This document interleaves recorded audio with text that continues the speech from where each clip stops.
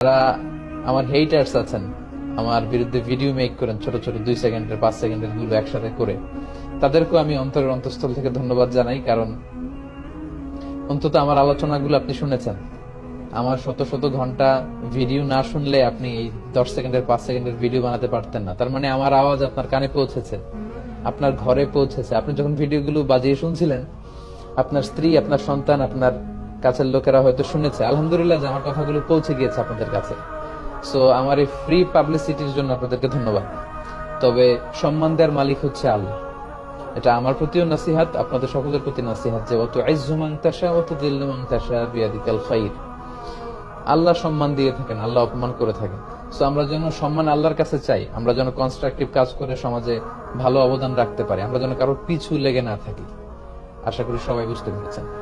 তো যারা এই ভিডিওগুলো বানিয়েছেন তাদের প্রতি আমার একটা ছোট্ট অনুরোধ যে কারোর প্রতি বিদ্বেষী হয়ে এই জাতীয় কাজ যদি আমরা করে থাকি তাহলে এটা কখনোই সুফল বয়ে আনবে না। যেখানে আমাদের দেশে এত কাদা ছড়াছড়ি, ইসলাম নিয়ে এত বিভাজন, এক এক টিভি চ্যানেলে লোকজন এক এক ধরনের ফতোয়া শুনে বিভ্রান্ত হয় যে এই হুজুর বলে এইটা, ওই হুজুর বলে ওইটা, উনি এই পথে, উনি এই মতে, আমি যাব কোন পথে। সো আমরা মানুষকে আসলে মিসগাইডেড না করি।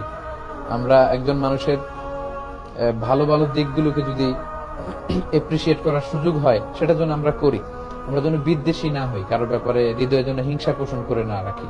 বাংলাদেশের একজন বিখ্যাত দায়ী মালয়েশিয়ার সফরে এসেছিলেন, ওনার সাথে আমার দেখা হয়েছে, আলাপচারিতা হয়েছে। তো আলাপচারিতার এক সময় উনি বললেন যে প্রিয় ভাই, আমরা যে সময় দাওয়াতি ক্যারিয়ার শুরু করেছি তখন এত ক্যামেরা ছিল না, এত ইউটিউব ছিল না। ফলে আমরা অনেক সময় বক্তব্য দিতে যে স্লিপ অফ টাং হতো, ভুল হয়ে যেত, বা এমন কথা হয়তো আমি বলেছি যেটা অন্যদের ভালো লাগেনি, সেটা সেখান পর্যন্তই থেকে যেত। এটা নিয়ে এত হইচই হতো না, এত মানে হট্টগোল হতো না। কখনো যদি আমি ফিল করতাম যে এই কথাগুলো চেঞ্জ করা দরকার তো চেঞ্জ করে ফেলতাম, আর কেউ যদি দৃষ্টি আকর্ষণ করতো তখন হয়তো রিভাইজ করতাম। তো তিনি আমাকে বললেন, কিন্তু আপনাদের দাওয়াতি ক্যারিয়ার শুরু হয়েছে একটি ভিন্ন রকম অবস্থার মধ্যে দিয়ে, অর্থাৎ আপনারা দাওয়ার কথা শুরু করেছেন ক্যামেরার সামনে বসে। আমরা যখন দাওয়াতি ক্যারিয়ারে এসেছি তখন আমাদের সামনে ক্যামেরা, আর এখন তো এত ক্যামেরা, অনেক সময় এমনও হয় যে আমার কিছু কিছু প্রোগ্রামে 30-40টা ক্যামেরার সামনে বসানো, ফলে পেছনে যারা শ্রোতারা আছেন ওনারা মানে বিরক্ত হয়ে যায় এবং ওনারা বলেন যে এই যে ক্যামেরাম্যান ভাই, আপনার ক্যামেরা সরান, হুজুরকে দেখতে পাচ্ছি না। তো এরকম একটা পরিস্থিতি হয়। তো উনি বললেন যে এত এত ক্যামেরার সামনে যখন আপনারা কথা বলেন, আপনাদের each and every word are recorded, আপনাদের সব শব্দ রেকর্ড হয়। ফলে আপনি কোথায় কি বলেছেন, কিভাবে বলেছেন, সবগুলো রেকর্ড আছে। ফলে আপনার আলোচনা যারা পছন্দ করে না, যারা আপনার বিরুদ্ধে, যাদের আপনার মানে বিরুদ্ধাচরণ যারা করে, আপনার বিরুদ্ধে যারা আছে, তারা চাইলেই বিভিন্ন আলোচনার ছোট ছোট অংশকে একসাথে মিলিয়ে তারা আপনার বিরুদ্ধে ভিডিও মেক করতে পারবে।